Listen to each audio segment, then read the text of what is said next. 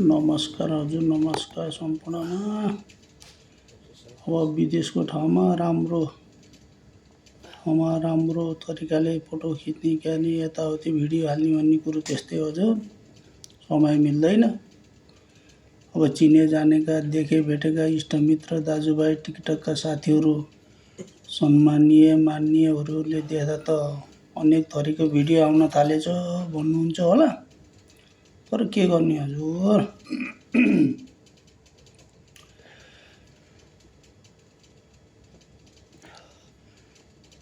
समयसँग जुझ्नुपर्ने रहेछ, अन्यथा नराम्रो नठान्नु होला। अब बिचको परियो, पछाडितिर हेरौँ कि हेर्ने अगाडितिरको जेनेरेसनतिर लाग्ने कि अन्य ओल्छ हो जिन्दगी। अप्ठ्यारो र मन नलागी भिडियो हाल्नुको कारण धेरै छ। पहिलो डलर आउँदो रहेछ, दोस्रो सम्झना भयो। इष्टमित्रहरूलाई रमिता जस्तै हो, अरूलाई हेर्ने यताउति।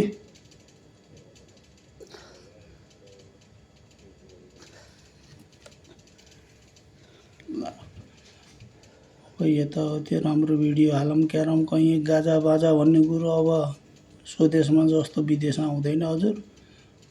अरू भन्दा नि अब स्वास्थ्यलाई खेल गर्नु पर्छ बुढेसकालमा यताउति। के गर्ने, यसो फिजिकल गर्ने, कसरत गर्ने, त्यही त हो।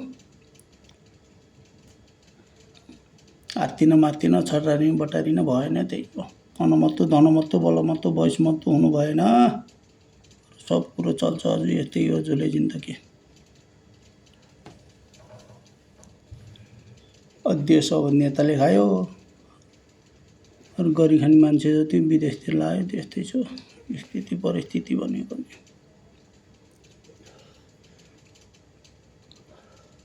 अब भिडियो हाल्दा कस्तो हुन्छ के हुन्छ भने टेस्टिङ गरेको हो। अब अनुभव त्यही त हो नि, अरूको देखेर अरूको रहरले अरूको अब सिकेको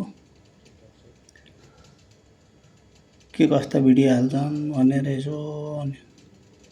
तर तपाईँहरूले पनि कोसिस गर्दा हुन्छ, यसो एउटा दुईवटा राम्रो भिडियो सिडियो हाल्ने क्यार्ने भने नि अलिअलि झर्दो रहेछ डलर। यसो सिक्का मोहर देखाउँदो रहेछ डलर कहाँ त पछिसँग फ्युचरसँग नि राम्रोसँग भइरहेको छ नि यो कुरो त। टिकटक बन्द नहुन्जेलसम्म कतिलाई गरी खाने बाटो पनि भएको छ एउटा फुर्सदको समयमा।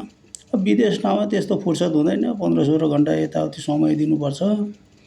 अब कहीँ गएर यसो कहीँ भिडियो बनाऊँ भने त्यस्तो चान्सै हुन्न। अब कोठासोठामा अब नाचगान गरौँ बसौँ भन्ने कुरो नि भएन। अब यसो आफ्नो स्वास्थ्यलाई यसो आफ्नो रेगुलरली सिस्टमलाई चाहिँ यसो अलिअलि भिडियो क्याच गरेर चाहिँ प्रचार प्रसार गर्ने जस्तो यसो अब के देखायो भन्ने होला नि।